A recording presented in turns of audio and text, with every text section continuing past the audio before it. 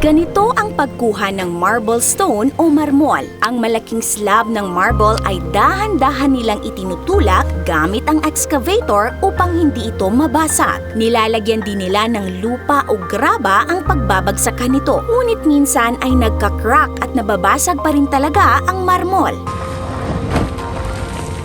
Ito ay kuha sa isang marble mine sa Colorado, USA. Ang batong granite ay mas matibay kumpara sa marble. Ngunit kung hindi ito ma-handle ng mabuti, ay nababasag din ito.